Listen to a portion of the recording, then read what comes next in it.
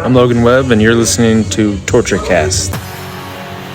You're listening to a podcast by and for fans of the three-time world champion, San Francisco Giants.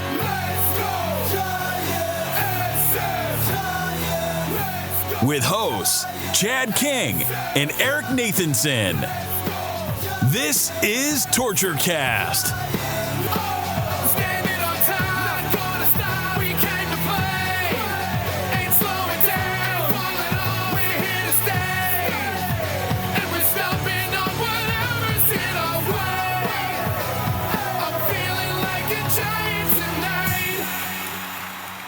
It's Monday, March 6th, 2023, and this is episode 274 of the TortureCast, the podcast by and for fans of the San Francisco Giants. I'm your host, Chad King, and joining me today, he's going to be a little off camera today, so you get to look at my ugly mug. So I'm going to play some highlights here from the weekend in spring training just to distract you from my mug. Is Eric Nathanson. How you doing, man?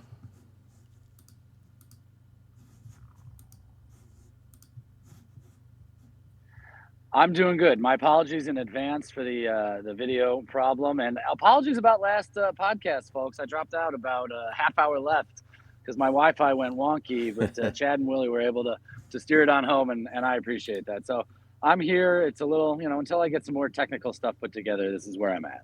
Yeah, no worries. I'm just glad you could join us. Willie could not. His schedule's changed a little bit. In fact, we might have to change our regularly scheduled programming for the regular season, but we'll see how that goes. All right, well, first of all, we haven't, talked in a couple of weeks, and I know you've had Coffee in the Cove going, which has been great. But let's just mention first something that totally doesn't matter in spring training, and that's the Giants' record. They stand at 3-8 so far in spring training.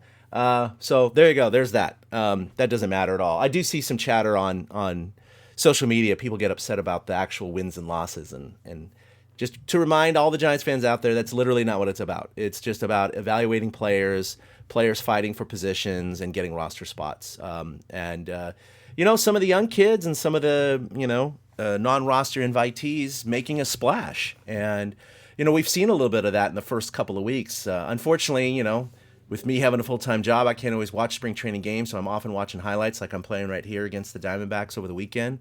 But so far, there's been a couple of guys turning heads. Again, spring training. We all know that this is not major league pitching all the time. But I don't know. Who has kind of popped in on your radar, Eric? Well, it was funny because I saw you put his name in there. Brett Wisely seems to be the talk of camp so far. And that's what this early part of camp is for, especially in a year with the WBC. If you think about right now, spring training would just be getting going, but because of WBC, it's stretched out. So a lot of these young guys are going to get a few more looks like a Wisely is getting so far. So he's the name that keeps popping up. But like you, it's tough to watch anything. And the Giants aren't helping us this year, man. They're not broadcasting like barely any spring training games. The first one we get on television is on Wednesday against Team USA. So it's not just you that's not watching them in spring training this year. I think we're all kind of relying on highlights and stat pages. And Wisely's the name that I've been seeing. But, it's a little frustrating as a fan that we haven't had anything so far that we could watch. And this video package I'm playing right now, the Giants take video of every game just with a fixed camera in the press box. And they put together a 2-minute highlight package, and then they mail it to the media, basically. They send a link. And so I'm just playing this out of that link. That's all they have. And the audio is just ambient noise. You hear people talking in the press box and, the crowd oohing and awing and that kind of stuff. So it's a very unpolished product. But you're right. The TV access has been very limited so far. And I put it on my calendar, and I put it down here in the notes that we do have the Wednesday game against Team USA, which will be pretty cool, and that's going to be broadcast Wednesday night at 6:05 Pacific, and it's going to be on NBC Bay Area. So that's probably going to be the first time I'm going to be able to sit down and watch, some of a game, which will be kind of fun against, Team USA. Yeah, the kitschiness of it is good. And the WBC is starting up, so that's, we're going to have that for a couple of weeks. Speaking of, Coffee in the Cove tomorrow morning, previewing the WBC, if you're watching this Monday. But that just stretches it all out, and it gives us a chance to see a Wisely. There's always some guys that pop up in camp. I remember some guy that hit bombs when I was there in 14, and I can't remember his name now. You know what I mean? There'll be some guy next year when we go to spring training that's going to have a hell of a spring, and we're never going to remember who it is. That's what it is. Every string, yep.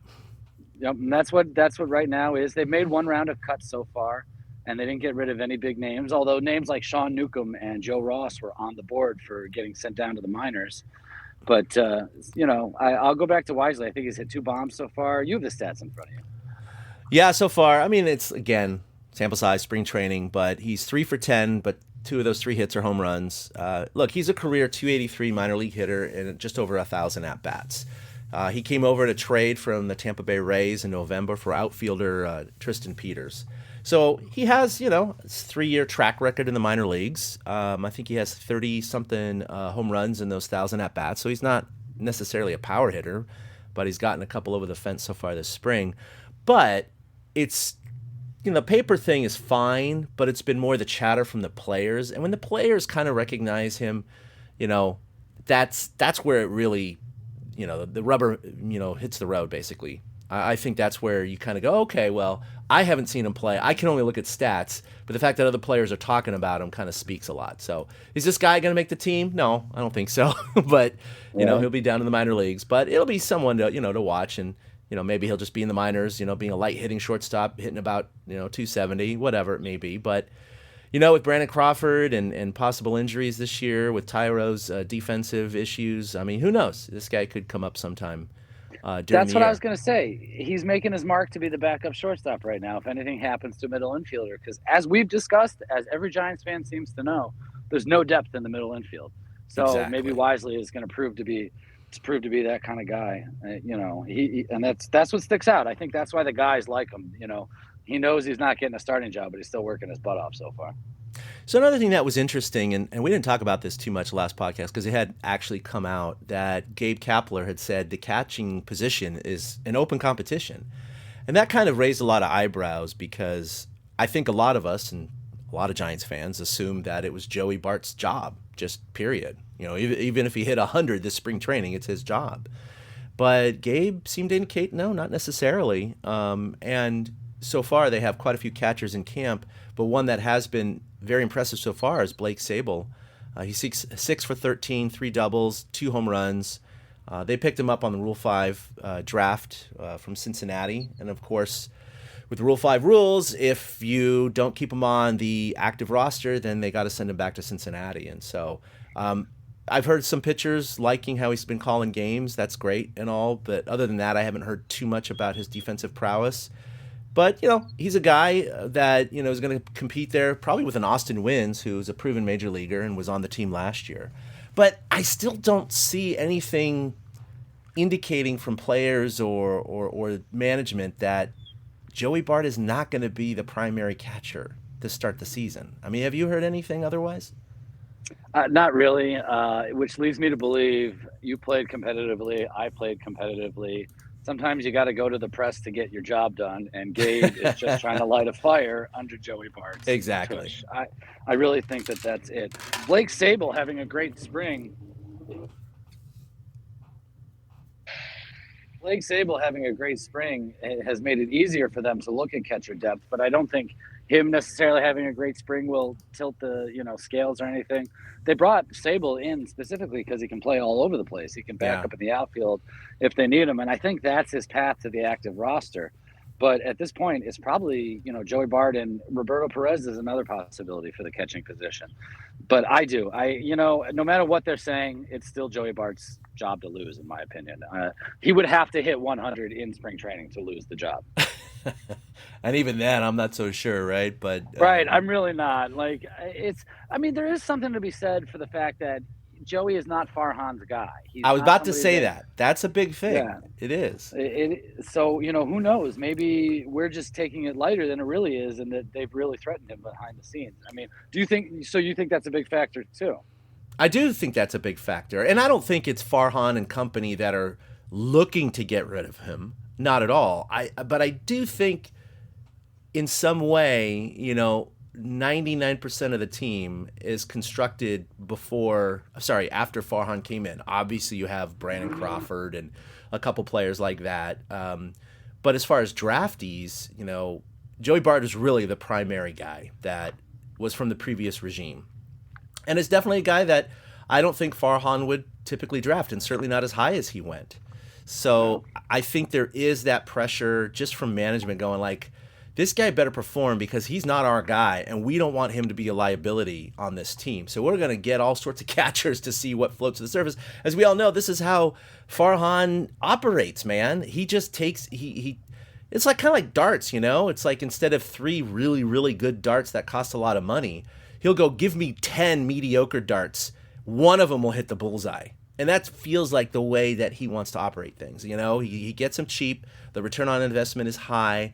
And any of the darts that suck or misaligned or don't fly true, he can just jettison. And, you know, if he finds a catcher that is close to the level of Joey Bart or exceeds the level of Joey Bart, both defensively and offensively, especially the strikeout issues, which we've talked about ad nauseum. You know, he loves his on-base percentage. It just seems like something that they might do, especially as he approaches, you know, the end of his contract as he heads towards arbitration. But I mean, he's not going to be a free agent for what, another 2 years, I think, 3 years, something like that. At least, yeah. So they got him for a while. They also got Patrick Bailey though waiting in the wings, who is their guy. Yeah, and that's what makes, you know, that adds another layer to this because, you know, Bart, high strikeout, low walk rate, and that's the opposite of what Farhan and company want. This is Moneyball approach in action. You know, you mentioned the taking 10 players to fill 3 slots, you know, and I'm just immediately flashed back to that scene in Moneyball when they're discussing this and saying, well, what if we fill this one guy's production with 3 guys' production? They're just kind of like, that's not how it works. And it sort of works, but it always falls apart in the end. So, you know, as a Giants fan, we're cautious and we're just kind of like, let's just give Joey a chance and see what happens at this point. Yeah. But there's a lot more pressure on him than I expected going into this year. I, like you, and like everybody else, just thought he was the starter. Yep. No, this is going to be a very interesting, you know, coming out of camp. The one thing I will say is that the Giants again set the Major League record for a number of players that appeared on their active roster last year with 60 whatever it was. And this year, there's a lot of reporters that seem to think that they're not going to exceed that number. We'll see. They do have some more, quote, regulars, I would say, with Conforto and Haniger and others that they might be platooning a little bit less at certain positions. They have a little bit less of a middle infield depth, too, which could necessitate, you know, those guys playing a little bit more. That said, I don't have it up right now. I should have prepared for this because it just popped in my head. I would love to look at the roster coming out of camp last year and compare it to the roster at the end of the year because of that turnover. And I think in a lot of ways, even if they don't set the Major League record again, the roster is going to look a lot different on April 1st than it will on August 1st, you know? Yeah. That's Farhan's MO, and that's how we build out the back half of the roster. But I'm like, you know, like you say, I don't think they'll reach that because of the fact there are more set starters. And, you know, Brandon Crawford said something interesting. MLB Network was just in camp for their 30 and 30 or whatever the hell they do now. Mm-hmm. And Crawford said he thinks that they have a better team this year than the Giants had in 2021.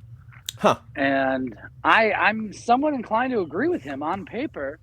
I feel like Conforto and Haniger are upgrades to what we thought we were going to get from certain guys that year, you know? So I'm inclined to kind of agree with Crawford and understand where it's coming from. And I think that leads credence to the less player movement, because if they do have enough, you know, full-time starters that are playing, like you said, they'll still be platoons, but there just won't be as many platoons going on. So they won't need to fill out that back end of the roster. I mean, if we have to trade for a shortstop again in the middle of a series against the Cubs, I mean, that was the most ridiculous move all year last year. Like, that's how bad our infield depth was. Yeah. Well, I mean, Vegas seems to agree with that assessment. Remember last year, their over-under was 73, I believe it was. We were kind of like, wow, that seems really low. This year, it's 78.5 out of Vegas, which tracks more with their 81 win total last year. But, I mean, if you believe someone like Crawford, and look, they didn't get the big guys, but as a replacement, they got, you know, the extra Rogers brother. They got Conforto, right? They got guys that they would not have gotten if they had signed a Correa or a Judge. Haniger, Stripling, Manaea, you know, there's a handful of guys that would have been taken up by one salary. Absolutely. And so when you put all those guys in the regular lineup, barring injury, and pitching like that, their depth was extended in those positions. And so those absolutely will contribute to some wins. And so I do agree with you. I do think that this team, and we'll get to this in our season preview, of course, when we know more about the team as we get close to opening day.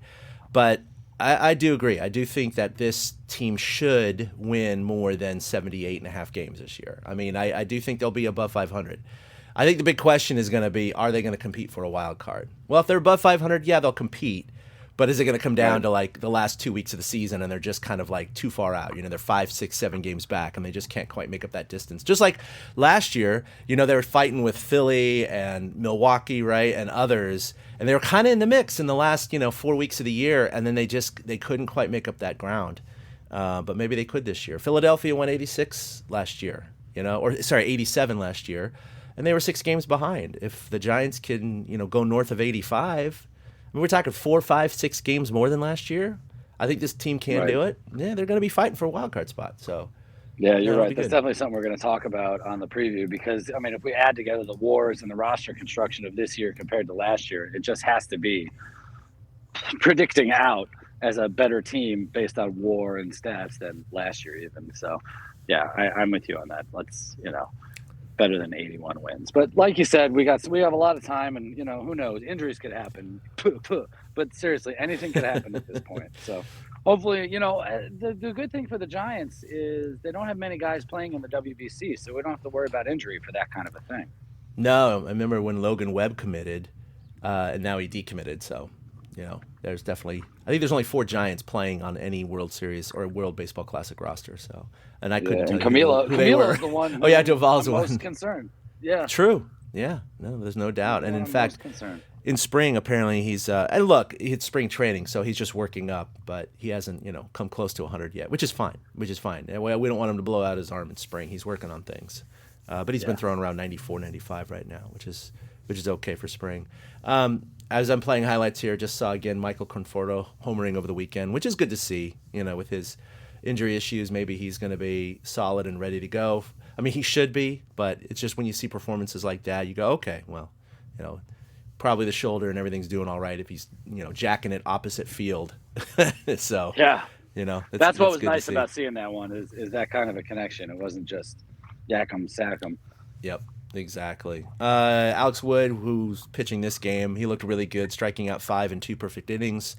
So far nothing else has stuck out to me. But again, very limited ability to watch games, so kind of relying on highlights, other reporters, notes. Yeah, well, I mean, like those kinds of Cobb things. threw 3 innings yesterday, and he gave up. He got the loss. Yeah. But he still had good stats, 6 strikeouts in the 3 innings. I don't think he walked the guy. Stripling, on the other hand, had 3 innings and gave up like 6 hits. So he's the one that's struggling right now to really bring it in. But again, that's just from looking at stats. I haven't been able to watch the games at all either. A couple of weeks ago, I forget the site, but I remember seeing that Alex Cobb was predicted to be the Giants' highest WAR value this year by their algorithm. I was like, oh, wow. Okay. I mean, I guess you could argue that the way he finished last year was unbelievable. Remember, he had that really rocky start. His first 5 starts were awful, just awful. And then he was just money the rest of the year. So I don't know if they're kind of going off trends, going, okay, if you eliminate those first 5 games, maybe he would have been top of the WAR for the Giants last year. I don't know. I haven't looked into that. But he really legit was one of their best pitchers last year, and I feel like it gets overlooked because they were such a disappointment that he didn't come on like a Rodon stole his thunder, basically. He comes on, blows through for 1 year. Cobb just kind of skirts along, doing his thing. Pitching 6 innings. Giving up 2-3 runs a pop, and which is all you need. Some of these guys we've been waiting for in the wings. To kind of get that core 2.0 coming up to make another World Series run. We had your Crawford and Posey and Bumgarner and all these guys that came up in the previous generation, quote unquote, of Giants. We've been waiting for Helio Ramos and Marco Luciano and those kind of guys, and it just hasn't really happened yet. And I think a lot of Giants fans are starting to get concerned about that. Luciano, of course, has had back issues, and he is not ready. He's not going to be ready for the start of the regular season, but apparently he's put on 30 pounds of muscle to contribute to his durability and make his body stronger.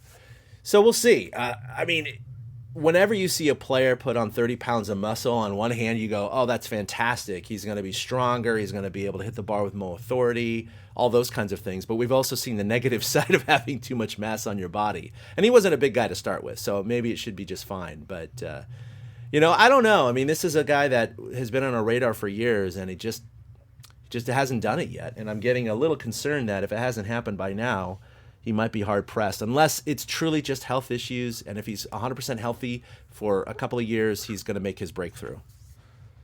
I worry about muscle mass, too, like you said, though, because he's got such a smooth swing. His body type is almost Alfonso Soriano-like, so is 30 pounds of muscle. I mean, is it 30 pounds of muscle? I mean, how hard or easy is that to do in general? But, like you, I feel like, we kind of got to see this is the development year. If these guys are going to take that jump or not, a Luciano, a Ramos, we'll see if Ramos even gets any playing time this year. Like, they kind of jerked him around last year. They did a little bit. They brought him up, put him down, brought him up, put him down. He never really got any regular playing time, so it was kind of a pain in the ass for him. But he had flashes, but just, that's okay. I mean, he's young. We don't expect it right now. I guess but I feel like we've been hearing about Ramos for 15 years at this point. He was drafted with Buster Posey. Didn't you know that? Oh my God, it's like Gary Brown back in the day. Oh, Gary Brown! Oh my Lord, that's a good call, man. He was supposed to be the next big guy, and it just never happened. Jesus Christ.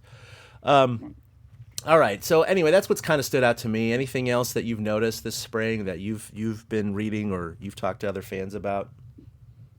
Well, not really, and I'm sure we're going to touch on it here in a minute. Just the new rules. Yeah. The new rules are the biggest story of spring training. You referenced it in the notes that a game ended ended in a tie in a bases loaded situation on a batter getting an automatic strike. I just watched a video of two batters getting struck out back to back because they both got dinged with an automatic strike. So you were going to pose the question to me, but I'm going to pose it to you. What do you think so far that you've read about the pitch clock? Because you said you haven't gotten to watch much baseball, but what is your reaction so far to, I guess, the reaction of the new rules? Well, what I think has been fun has been the way that certain pitchers have actually used it to their advantage. And I'm thinking of guys like Max Scherzer. And did you see that from last week in one of the games where he threw a pitch and the ball was immediately given back to him and he stood immediately in the set position. He was ready to go. I mean, immediately. And the batter noticed it, and he had 2 strikes on him, and he had 1 foot in the box and 1 foot out. So he had his 6 seconds, or is it 8? I think it's 8 seconds to get in the box. So he waited, and he was staring right at Scherzer, and he knew what Scherzer was going to do. He knew it was coming, but he wasn't ready for it, because right when he put that foot in the box, Scherzer quick pitched him and just swing, strike 3. And it was amazing to see. And so I think you're going to see this cat and mouse game develop from that point of view, where pitchers have to look at it. It's adapt or die, as I've heard a lot of them say, and you might as well try and put it to your advantage. There's a couple of pitchers who have said, look, on the surface I don't like it, but now that it's happening, we still control the tempo of the game. We still have the ability to pitch quicker than they would expect, or wait to the last second, or whatever it may be. We can't take 40 seconds, granted, and it is going to be a little bit more of an endurance issue, which is something that I thought was interesting because I was never a pitcher, but I did pitch a few times in the amateur league I used to play in, and I wasn't conditioned for pitching, so that's a big part of it. But it is a taxing job. It really is. You're putting your all into every single pitch. And just like if you're working out, the more frequent you do it, if you're pitching every 15 to 20 seconds as opposed to every 30 to 40 seconds, it's just a more cardio load. It's just, your muscles are operating more quickly. The frequency is higher. And so some of them had to deal with that cardio issue as well. But that's when I say, hey, it's baseball, it's not. You can't look like Bartolo Colon. Still, though, I never thought about that because I can totally see getting tired faster. If you're in a long inning and you're just getting roughed up, I mean, that's when you have to deploy the timeouts and stuff and the step-offs that you're allowed to do. Because, you see these pitchers. We're talking playoffs as a different issue, but even in the regular season, like you said, it's that long, torturous inning where it's just – they're up to 25, 28, 30 pitches, multiple guys on base, full counts all over the place. And it's a hot day, a hot July day. They get tired. They get gassed. And they've been able to step off the mound, pick up the rosin bag, look around the stands, take a breather, collect their thoughts, think about the next pitch while their body's kind of resting up. Just like you are in between sets of like lifting a bench press or something. And now it's like, okay, you can't do that anymore. I mean, you just got to go, go, go, go, go. So that's going to be interesting. So I think I've liked the cat and mouse game that's starting to develop, which is interesting. I don't like, and it's going to happen less. We know that spring training is the testing grounds for this, and the players, for the most part, are going to adapt, and we're going to see a lot less of these clock violations. And it's funny because it has been happening more with the batters than with the pitchers, particularly the ones you just mentioned. In the very first game of the year between Boston and Atlanta, where it was a tie game, bases loaded, full count, and the batter just didn't get in time, so he was called out. The game ended in a tie. Now, can you imagine, and this is brought up ad nauseum, this happening in Game 7 of the World Series, right? I mean, think of Madison Bumgarner with the runner on third, right? And he got him to pop up to Pablo. But, like, what if they had 2 strikes and he didn't get in the box in time? Strike 3, the Giants win the World Series. It's like, oof, that's rough. That's been the commentary, but my counter to that is these are professional baseball players, and if they haven't gotten used to the rhythm of the pitch clock by Game 7 of the World Series, then there's no hope for them anyway. Well, and that's why I brought that up, that we're going to see this far less as the regular season starts, because they are going to adapt. And it is adapt or die. And guess what? I mean, a lot of the managers and coaches have said, look, it's going to be an adjustment period, but the reality is now is when they can make their mistakes. The regular season, especially the playoffs, there's not going to be an excuse for this, like you just brought up. If it's Game 7 of the World Series, and yes, some of us are going to miss the drama of the building in between pitches. I personally am going to miss some of that. But at the same time, if a guy steps in a half second late into the box and the umpire rings him out, what's the controversy going to be? It's like, I mean, other than like, oh, the umpire called it a fraction of a second too early. It's like, well, the batter should not be pushing it to 7.99 seconds. They should be in that box at 7, not at 8. So I think you're right. I think there's not going to be an excuse, but we will see it happen in the regular season. Hopefully we don't see it in the playoffs.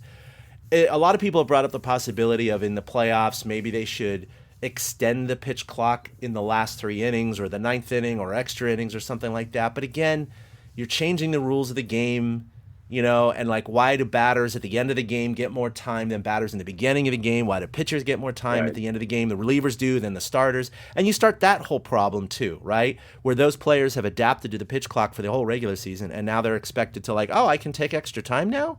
So it kind of introduces those variables, and that might not be good either for the game. So I think they're going to stick with it right now.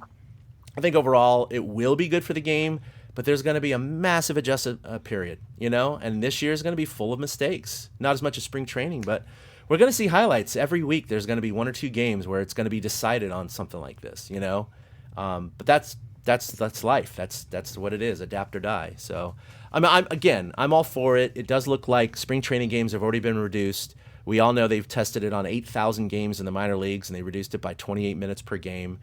And I think it was Grant Brisbee. He a couple years ago chose a few games that were of the exact same length in terms of pitches thrown, batters that hits, walks, runs, pitches thrown, yada, yada, yada. So he's trying to get apples to apples. And he noticed that, indeed, it was like 30 minutes longer. And he's like, why the hell are they longer? And the first excuse that fans usually come up with is commercial breaks. Well, he looked into that. That was not the issue. It wasn't in between inning breaks. And he put it was dilly-dallying. It was just dilly-dallying. It was pitchers taking a long time behind the mound, and it was batters taking their sweet time, readjusting their batting gloves, taking a walk, drawing symbols into the dirt, whatever it is, and getting into the box. So I know that's just a subjective analysis. It wasn't a comprehensive analysis, but baseball did their analysis and came up with the same conclusion with a much larger data set. And that's what it was. It's just dilly-dallying. It's the players just taking too goddamn long compared to a generation prior. And so that's this whole idea. If everyone keeps coming back to, why are they doing this? Why are they messing with the game? And it's like, well, the players kind of messed with the games themselves over time. It's like watching grass grow. You don't really notice it until years and years later. You're like, wait a minute. Oh, the grass is much longer now. How did that happen? So that's how these games have gotten longer. Now, for a baseball purist like me, I'm not against shortening games, but I was fine with the game the way it was. But I do understand the casual fan and the one who just is like, get in the box. What the heck? And families who go to ball games who don't want to see a 3.5-hour game. So I get it, and baseball's trying to do whatever they can to make the game more marketable. Now, will reducing games on average 30 minutes a game suddenly increase revenue and attendance? I don't think so, Eric. That's the whole rub to me, is that I don't think you're going to bring back a lot of the casual fans or keep a lot of the casual fans because you're shortening games. I don't know if that's going to have that much of an impact. No, it sounds, it's like it's a solution to a problem that's not really there. I mean, I get that they feel like they're losing fans to other sports, but by making this game suddenly assembly line baseball, it's not going to suddenly make kids who were not watching before watch. Yeah. But on the flip side, there are benefits. There was a pitching ninja has been on this every day. Stupid airplane. Pitching ninja has been on this every day. He put out a clip last week of an entire inning being thrown between Pedro Baez pitches. That was fantastic. Yeah. Amazing. And it sold me in a sense on the pitch clock, but I'm kind of with the thought of maybe a little longer. It just feels like such a sudden shift, but like you said, you have to adapt or die, and these guys are doing it. I could come up with all the same old, what about commercials? Because I do still feel that way. If you cut the commercial down by half of a minute between every half inning, you're taking out 10 minutes of the ball game right there. So you've already cut 10 minutes off of it. And now, though, by speeding them along, I mean, I don't hate it. I don't love it. I don't have a full, we got to watch some regular season baseball to really, really get a feel of what it's going to be. That's where I am too. I don't hate it. I don't love it, but I'm fine with trying, and we'll see what happens. Mike Allred brings up a good point that the East Coast fans will get to bed a half hour earlier. That's true, and you used to live in Florida, and I know that every time I've traveled to the East Coast, which is very rare, it sucks. Like, I'm trying to watch Giants baseball, and the game starts. Back in the day, it started at like 10:15 East Coast time. Yep. Now it's 9:45 every night. Yep. Now they're 9:45. Yeah. East Coast time. So I get that. I mean, that definitely helps, and there's definitely an East Coast bias, and a lot of the media is there. So that could help a little bit as well. Yeah, I saw that John Boy comparison, and it was great. It was Baez throwing one pitch in the same time it took. And I don't know who they were comparing, but it was a spring training game where he retired all 3 batters. He did an entire inning, and it wasn't 3 pitches either. I went into the video going, oh, well, he probably just got it on 3 pitches. No, it was like 8 pitches, 9 pitches, something like that. But Baez just was a human rain delay. I mean, it was bad, and the batter stepped out, and this and that happened. It was pretty comical. It was like a full minute 45 or 2 minutes or something like that. It took Baez to throw the pitch. That's where I have issue, though, because, okay, so great, we sped up the game. This half inning that the guy got everybody out in a minute and a half. Now we go back to 2 minutes of commercials. Why are the commercials longer than the game action? That's kind of where I have a problem with it. It's like, when I go to a game, I don't have issue with it being a 3.5 hour game because I allotted that time for the game. This whole notion that families have got to get home and stuff like that, you brought your family to the game. I mean, by the 8th and 9th inning, are you sitting there going, oh, we got to get out of here, or are you just enjoying your one experience at the ballpark? Right. Yeah, no, it's true. I mean, for me, I don't mind how long it takes. In fact, the sadomasochist in me actually loves having very long games. I like being at the park. I like the atmosphere. I like the ambiance. I like extra innings. I like those kinds of things. But again, you and I are different baseball fans than the common average baseball fan. So I have to kind of throw myself out of the equation because that's not who they're trying to appeal to right now. But we're gonna trying to appeal to kids at like age 12, age 10 that are making their decisions on what sports to play over the next 15 years.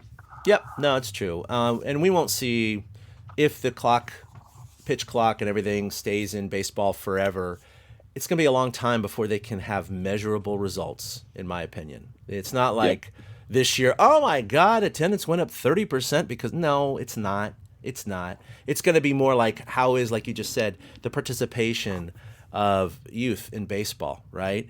The inner cities and a lot of minorities, especially black kids, they're just not playing baseball like they used to in terms of numbers. I mean, there's definitely an issue with getting, kids in the U.S. to play baseball because they're playing a lot more other things like Pop Warner and soccer and basketball and everything else. And baseball recognizes this, and so they're trying to do what they can. And I know a lot of the grumpy old get off my lawn types hate this, but just like with the DH, I have to learn to adapt or die as a fan as well, I guess. I just don't want the clock on the screen at all times. I don't mind. Yeah.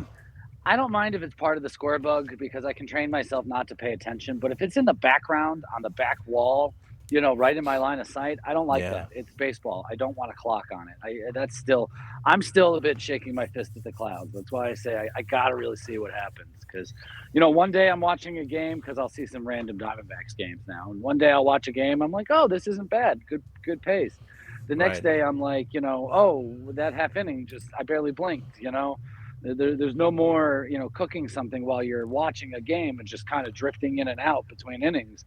You have to kind of rush to see the action a little bit. And so that part I'm not a big fan of. So, there are, like you said, there's benefits, there's negatives. It's tough to find a happy medium because you can't please everybody all the time. Yeah. Well, the other big major change, of course, is the bases. And I don't think it's going to impact the game as much as the pitch clock. I think we all can probably agree on that.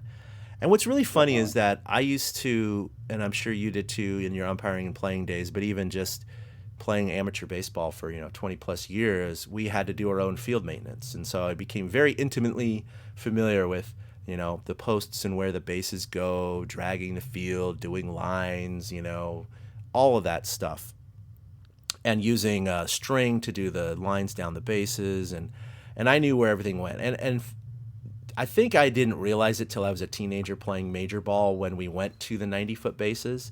It was at that time I learned that baseball truly does not play on a perfect square or a diamond, as we've always called it. Nope. Now, what I didn't know, I knew it was off. I just didn't know the trapezoidal shape, but the correct term is it's a convex kite because the distances between home and third and home and first are identical, and it is a 90-degree angle at home plate. However, and I've known this forever, but I've been talking to a few people, and they didn't realize this. The end of the diamond, if you will, the 90 feet from home plate to first base, is actually aligned with the back of the base, okay? That is not changing. In a sense, that post for first and third is moving forward by 1.5 inches because that's the center point of the base because it's 3 inches larger now. So you bisect that, it's 1.5 inches. So the back of the base is still 90 feet away. What that does mean, though, is that the distance that you need to run to first to beat out a ground ball has shortened by 3 inches. So that's an advantage to the batter there.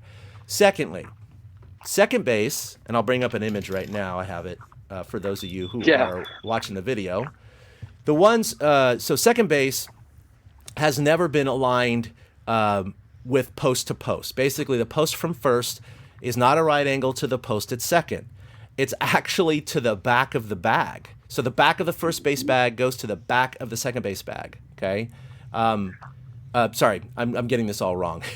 The back of the first base bag is in line with the post on second base. So in a sense, the center of the bag, right? Yeah, the center of the bag. So the post to the center of the bag essentially has shifted towards center field slightly, which means that the angle at second base is less than 90 degrees, and the angle at first and third is greater than 90 degrees. And so this is called a convex kite. So even though the distance between first and second is the same as between second and third, the angle is different. Second base is slightly further out into center field. Now that they've expanded the bases 3 inches, that post has moved 1.5 inches towards center field. So that angle has actually increased the distance towards center field. So it's really interesting to see that. And so for those of you who thought it was 90 feet from base to base, it's not really the case. It is, but it isn't. It is, but it isn't, exactly. So if you go from the back corner of first base on the line to the back corner of second base, it's actually 90 feet 9 inches. And so you actually have a little bit further to run. Now, overall, the distance that you need to run has shortened slightly from last year. But baseball has always been played on a convex kite. What I thought was really interesting is they were talking to one of the rules guys in major leagues in the San Francisco Chronicle article that profiles all this, which is really interesting. And they said, hey, look, with making the bases bigger, why didn't you just center everything and make it a true square? You had the opportunity to do it. You could have done it. And they said, oh, yeah, no, we we definitely talked about this. And it was a consideration. But it's something that we wanted to put on the table for future years. We want to do one step at a time. This is a big step, enlarging the bases. So they're going to keep the convex kite shape of the diamond. And then if they want to in the future, they can bring it in. Apparently they have done this in the minor leagues on the select occasions, and it was basically, they didn't notice any difference in the data. That said, maybe it was too small of a sample size. So I don't know. I mean, I'm assuming as an umpire, you've always known it was a convex kite. But it is interesting how enlarging the bases or making the bases a little bit bigger actually makes it more of a convex kite, if you will. I didn't realize that the center post was going to shift on second base. That kind of surprised me. If I remember correctly, it was like 127 feet, 3 inches from the back of home plate to the center of second base. And that's just learning that and growing up as a catcher, because I worked on my throws to second. That's when I kind of learned that, hey, wait a second, this stuff is slightly off. Yeah. But I get their thought in not necessarily correcting that, because I haven't noticed the bases being bigger as any sort of appreciable change. You know what I mean? Like in the games that I've watched or the plays that I've watched, you can't even tell that the bases are bigger. So as long as the throw lines are the same for the fielders, then it's the same. Yeah. And I think that that's what they're trying to preserve. You know, you don't want to suddenly change the throw a shortstop has been making for the past 100 and something years by kind of squeezing the bases together a little bit. So I kind of agree with them with deciding to do this kind of inverted kite the way that it's happened. But I didn't even consider, though, that the post for second base would shift in this instance. I just imagined the bases would grow on every side. Yeah, and actually, I'm sorry, you are correct. I misspoke there. There was the post of the first and third base shifted a little bit towards home plate, because the back of the bag is still the distance of 90 feet. So that post had to shift. But you're absolutely right. The midpoint or the post of second base is still in the same spot, but with the bigger base, you've essentially increased that angle to the back corner of the bag, because that back corner now is closer to center field. You can't do it on the first and third side because those bases have to fully be in fair territory. Yeah. They have to fully be in play. Second base, in a sense, I mean, yeah, it's a fixed spot on the field, but there's no boundary lines to deal with at that time. Yeah. You know, had they wanted to really keep the purity of it, they could have extended the base into foul territory, or do what we've talked about. Just add the orange base on first base. You know, I think you and I, we've talked about that in the past, because you've coached softball, you see the results. Mm-hmm. That would not have been a bad idea for first base. I would have been fine if they had just done something like that. But the change of the bases and seeing I don't think it'll make an appreciable difference. I like you said, it was only 1 year of stats, but like, I think you give us 10 years of stats, it's going to look like the same stats from the 10 years prior. Yeah. No, but overall, even though the back of the bag did increase the distance between the back corner of first on the foul line to the back corner of second in center field and increased it to 90 feet 9 inches, that's great and all, but it actually shortened the running distance. Again, because the base is flush with the foul line, all 3 inches are on the interior side. So now someone who's leading off first base can theoretically get a 3-inch larger lead, because they're the same distance from the bag as they used to be. Secondly, second base is now going to be half of that 3 inches closer, or 1.5 inches towards first base. So in total, the distance that a player will need to run from bag to bag has decreased by 4.5 inches. Is that going to be a huge thing? Probably not. But 4.5 inches, it's almost a half a foot. I mean, that's, you know. The one data point I have seen is stolen base attempts are up 71% this year in spring training. Wow. That's a gigantic. That's huge. I mean, no, that's if massive. Something goes up 5-10%, you know, yeah, okay, that's just a correction with something. But 71% more stolen base attempts this spring training compared to this time last year. Yeah. So that I think is what we're going to see. We're going to see more action on the bases. I think the teams are going to try to take advantage of it. I just don't think we'll see much of a difference as a fan. I don't think we'll notice is kind of what I'm saying. No, I agree. And, with the center point being the same at second base, the throw from home to second for the catcher is identical. The center of the base is still the same place. Basically, the slide path of the runner is going to be the same. Now, yes, they can take advantage of a wider base to do a swim move a little bit further to the left or the right, those kinds of things. But in essence, the throw is going to be identical. It's just a matter of that 4.5 inches, the catcher and the pitcher have to make up for that with everything else being equal. So that'll be fun to see, man. I'm kind of excited for that. I personally like the speed game. I'm not against home runs, but at the same time, I do want to see some more of that strategy in the game. Now, I don't expect regular season stolen base attempts to go up 71%, but I do think it'll go up some measurable amount. Even 10%, I think, is reasonable and realistic. And, that'll be nice that, a guy will lead the league in stolen bases, maybe not with 40 or 50. It'll be more like 31 60. or something yeah, like that. Yeah, it'll be more like 60 or something. And they're doing it because the step-off rule from the pitch clock, too. And that's the other big thing, I didn't quite agree with that at first, but the more I thought about it, the more it makes sense. Because a pitcher could just keep stepping off and resetting the pitch clock. Yeah. So they're taking that element out of the game by forcing him to only be able to disengage, I believe it's twice. From the rubber before they call an automatic ball for doing it, or I don't know if it's a balk or not. But either way, when a runner's on base, but that I thought was going to, be. I didn't like that rule at first, but I totally get it, and it will lead to more stolen bases. It will. I mean, if some guy throws over twice, they're going to get a bigger lead the third time. It's just the way it is. Yeah, I would, wouldn't you? Yeah, and then the pitcher is going to have that calculus of if he's thrown over twice. And now the third time he sees a lead that's a little bit larger, he can still risk a throw over, but he has to get him out. It has to be an out.